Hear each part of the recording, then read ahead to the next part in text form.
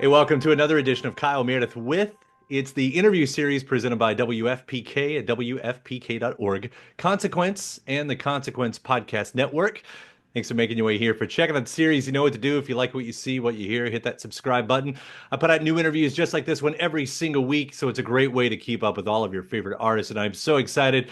The legend himself, Don Felder, is here. He's got a new album called The Vault 50 Years of Music. Hello, sir.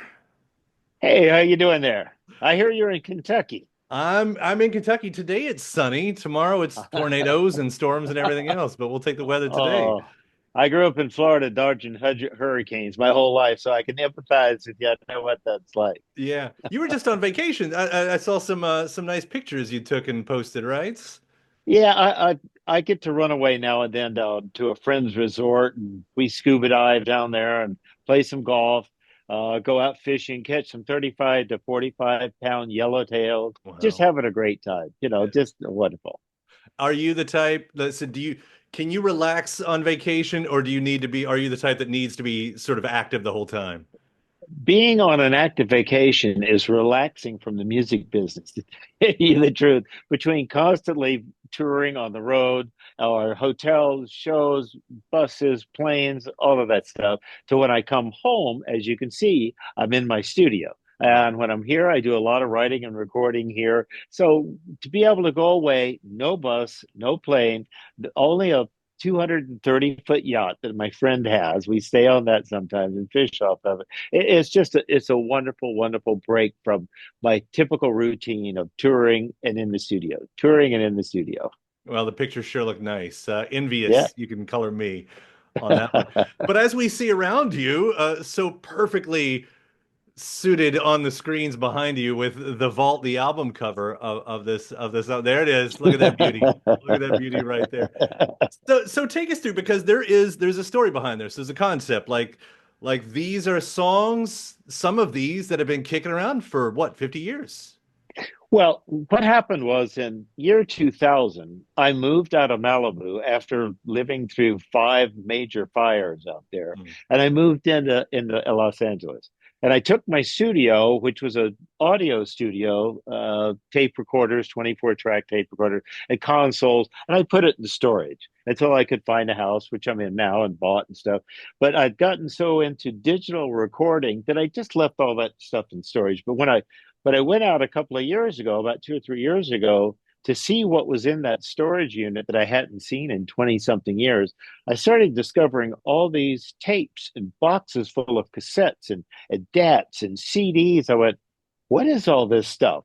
So I started listening back, and it was a lot of demo ideas that had written starting, I think, in 1974 or 75, the very first one, which is now on this album, is called Move On. It's Mhm. all slide guitar through the whole thing. And it started as one of the first songs I had written for the Eagles. Right after I had joined the Eagles, I had a little TAC 4 track tape recorder.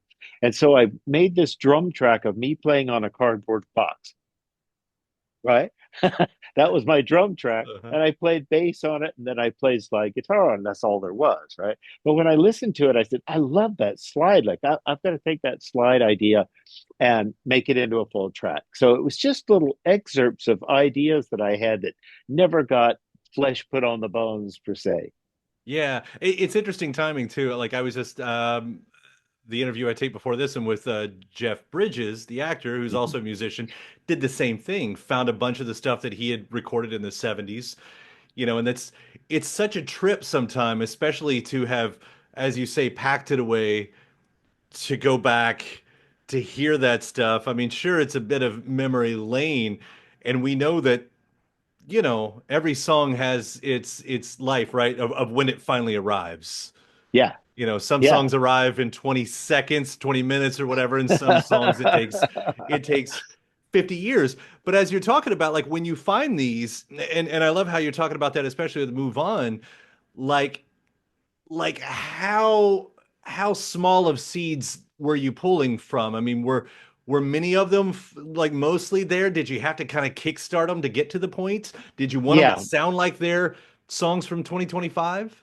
No, I didn't want them to sound like songs from 2025, like there's one song on there called "All Girls Love to Dance." Love that It song. it One of my favorites. it really it was just written back in the '80s when that dance disco bass movement and stuff was done.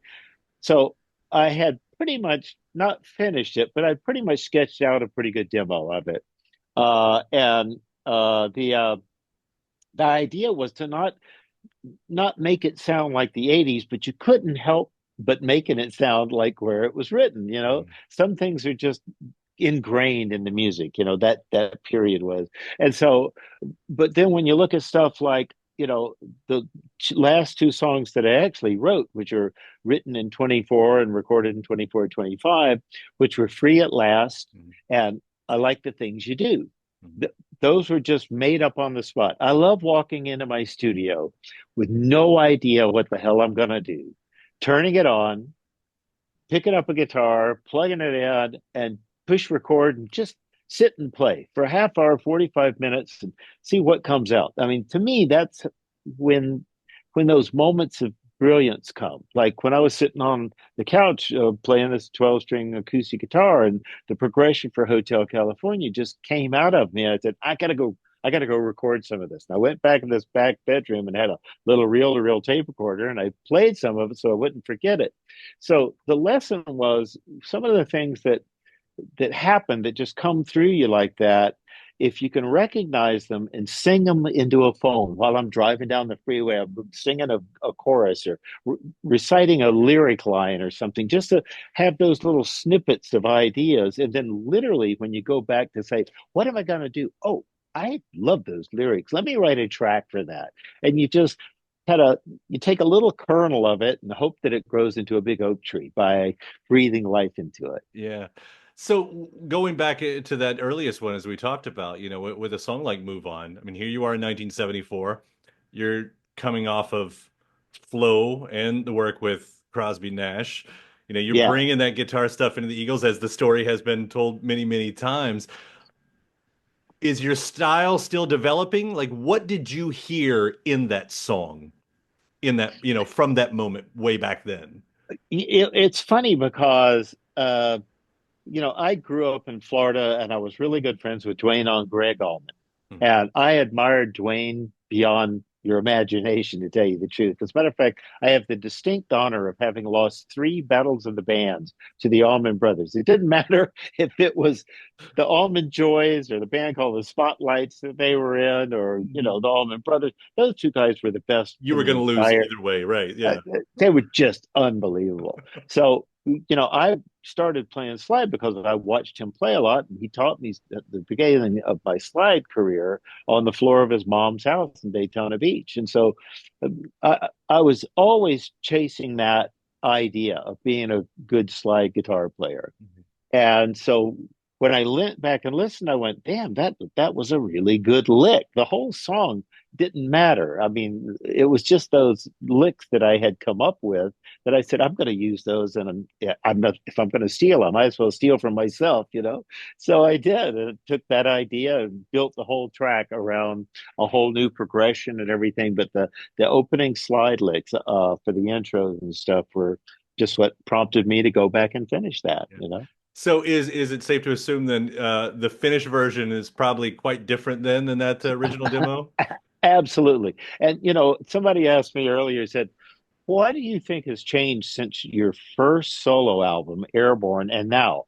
I go back and listen to that, and vocally, I was so inhibited and reserved. And, after coming out of a band with some of the greatest singers with Don Henley and Glenn and the harmonies and everything, I was very insecure about my vocals. So it's mixed way down. You could hardly hear the lyrics. I was just paranoid about stepping out as a lead singer. But now, years later, I have done all the work I can to improve my voice, to improve I sing 90-minute shows top to bottom. Even if I'm off the road for like 2 weeks or 3 weeks, I come into my studio, I turn on the live tracks, I sing and play with them. It's like going to the gym. You got to keep yourself in shape, vocally. It's a muscle. Your voice is a muscle, right? And my dexterity and the way I play, I just do everything I can to keep myself at my peak performance. As a matter of fact, during Hell Freezes Over, I would wake up in the morning in a hotel room. I used to carry a guitar with me. I'd sit and play for about an hour, just waking up, having my coffee from room service. We'd get on a plane, fly out to a venue. We'd do about an hour and a half sound check. I would sit backstage for 2 hours, nothing to do in this stadium locker room except play guitar. And then I'd go out and play a 3 hour show. So I was playing between 6 and 7 hours a day. I was not going to walk out on that stage and people go, it's not as good as I remember. He's not that good. So I have this bar that I've set Mhm. really high for myself physically. I take great care of myself. I eat well. I exercise. I do everything I can to stay healthy. Uh, and I maintain my skills, my gift of music writing, creating, recording, playing live, singing, all of that. It's something that I think demands a lot of maintenance. And if you don't, then you don't demand that of yourself. You wind up walking out on stage and people go, I remember seeing Eric Clapton in the 70s. He played at the Forum here, and I took my 12-year-old, 13-year-old son to see him, who was a budding guitar player. And Eric was on the wrong side of sobriety at that time, I guess is the best way to put it. Sure, And sure. he was playing along and made a couple of mistakes, bad notes. And my son looked at me and said, did he just make a mistake? I went, yeah, I think so. And then, he was swaggering around and not every song, but frequently he would Hmm. clam, right? My son had a good enough, well-trained ear that he could recognize a clam when he heard it. I will never do that. I will never let myself be disappointing to the people that are my fans and Yeah. my audience. Important to have that experience from the vantage of the audience member, so you That know what that that's looks it. like. What that's you were mentioning that playing every day, especially in the Hell Freezes Over. Is that how you come up with that flamenco part that you gave Hotel California on that tour? Well, if you think about back in the 90s, everybody was doing their unplugged versions of their hits, right? I Mhm. think Eric did an acoustic version of Layla, and Right. it was the thing to do. So Henley wanted to have a portion in the show that was unplugged version. Now, when I wrote the music for Hotel California, it was never intended to be on acoustic guitar. Mhm. It was intended to be plugged into some amps and turned up, and Joe and I just go toe to toe with each other, right? That's what it was written for. So I had worked up uh, my skills on nylon string guitar by playing in the Holiday Inn in Harvard Square. After I got out of this recording studio, every day I'd go down and play for dinner from like 6 to 9, the shadow of your smile and all these kind of Mhm. standards on nylon string guitar. So I had pretty good skills on nylons. I said, well, you can't do Hotel California on a seal string guitar. You'll sound like a bunch of hillbillies, playing bluegrass. That's not the sound it has to be. So I picked up a nylon string guitar and started, playing it at home myself, trying to figure out how we could do that. And then I ordered two new acoustic or nylon string guitars with pickups in them, one for me and one for Joe, so we could get together and figure out how we were going to do that unplugged version. So we get on the sound stage over at Warner Brothers, and there's a full orchestra with us, and there's recording trucks and about 20 cameras videoing this thing. So we do a sound check, and at the end of sound check, Henley says, Hotel, it needs a special introduction. I went, well, what are you going to say? I thought he was going to Mhm. talk about the history or the way it was written or something, or being in California and playing. He said, no, no, no, you need to just make up something. Just make So up I went, something to one of the greatest songs of all time right now. that's that was assigned that. So I said, okay, you play this chord and I'll diddle. You play that chord, I'll doodle around, play a couple of D, here's the chords, and then I'll play a little introduction, right? And so it was just, it was one of those moments where you just make it up on the spot. And thank God I had learned to improvise when I was living in a New York City in a jazz fusion rock band called Flow, that I could just make up stuff. That's Mhm. whether it's a solo for a guitar, or something for a record, or whatever. So we walk out on stage, they're rolling this thing live. It's the first time. It's like, well, I hope I'm funny, you know. And so uh, I make up one, and then we filmed the show twice. You know, we emptied the audience and put another audience in, and we recorded it twice for a live audience. The second time, I just made up a different one. You know, I couldn't remember what I'd played the first time, so okay, I hope I'm funny. Take two. You know, so we got in the studio and listened to the two introductions, and the one that you hear on the record was by far the best of the two. The other one didn't have clams. It just wasn't as, Mhm. sometimes the first thing that comes out of you is by far the best, you know. Yeah, and ends up being an iconic moment in itself. That's funny how that happens. Yeah. You know, it's funny about that because I think that's the only song in history Uh-huh. by the same band. The same band recorded that song twice and was nominated for Grammys both times.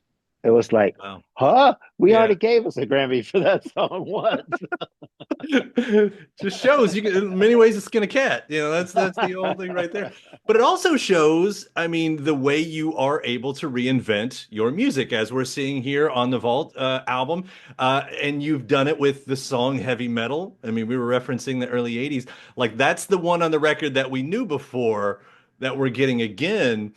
How do you approach a song that's iconic like that? I mean, obviously it's heavier. Well, you know, when I listen to the old version, it sounds analog. It's got tape hiss in it. It's not the modern today pristine 96K recording with proper mastering. I just thought it would be fun to take that song and bring it from 1982, 81, Right. whenever it came out, Yeah. you know, up to modern standards of recording and technique and production. So that's why I did it. But it does there is some oomph there that Yeah, because that's always been a little bit of the ironic thing about that song, right? You got a song called Heavy Metal, and yeah, sound-wise, I wouldn't call it heavy metal, but yeah. this version feels a little bit more like in that vein. Yeah, it's got a drummer on it called Chad Cromwell, who's played with, he's probably the number one leading session guy. He's played with Neil Young and a bunch of different people on the road who came in here in my studio one day and played three takes top to bottom flawlessly. Just like, wow, you got to come play with me live. You were the one of the best drummers ever. And he just got this pocket, you know, and so he just really fit that song. It was a great choice to have had him on it. He Yeah. kind of gave it a nice lift, and I think it's Nathan East playing bass on it too, if I'm not mistaken. Yeah. Yeah, Well, and among the many other great tracks on here, I mean, we already talked about All Girls Love to Dance, which I've really literally had in my head ever since I heard that, and I just sing along with it. Um, Hollywood Victim, though, there's something about that. I don't know, man, that hits every single thing that I want out of a song. is that right? Yeah, that's like, I mean, it has a lot of those hallmarks in there, stuff that we love from you. Like, so when is that one from? What's the story there? I think I wrote that. I'm not sure if it was for before the hell freezes over. We were trying to get albums together. We knew we were going to be live, but they wanted to have three or four new songs. And so one of the songs, Love Will Keep Us Alive, I was in a band putting the project together with Paul Carrick. I don't know if you know Hmm. Paul Carrick, Hmm. Timothy B. Schmidt. This is when the Eagles are broken up. Myself and a great singer guitar player named Max Carl from 38 Special. We had started working on this album, and uh, we started recording "Love Will Keep Us Alive" with Paul Carrick singing it. I love Paul Wow, Carrick's voice. Matter great of fact, voice, one of the best. I I still have a DAT of him singing it that Wow. was mixed. And so when we got the phone call that we were going to go back together, they were looking for songs. So Timothy mentioned, well, we've got the song Love Will Keep Us Alive. I could sing that.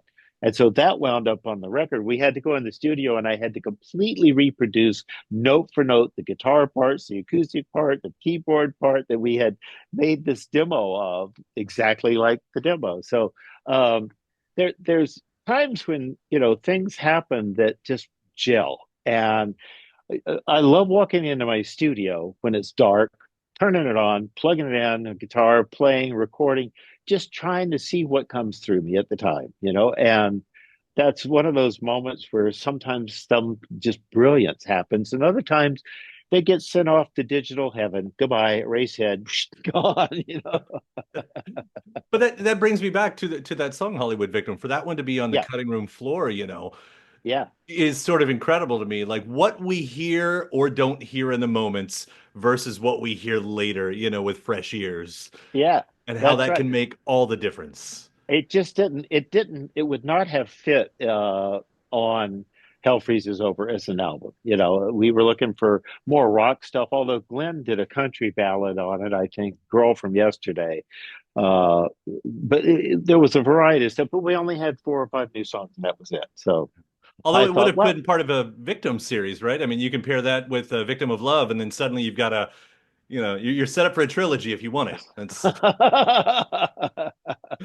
okay. Yeah, put those together out there. Or maybe it's the Disco Strangler. Sorry, I'm dreaming up now. How you make a whole storyline of something like that. Which, by the way, one of the most criminally overlooked songs, the Disco Strangler, in Yeah. your also catalog. Uh, Yeah. Well, yeah. it was funny because that was a groove and a track I just wrote. When I first joined the band, Bernie Lydon, my high school bandmate, told me, if you want to write songs for this band, just write music beds. Intro, verse, chorus, verse, solo, in song format, song structure. Don't sing, don't give them lyrics, don't give musical, vocals.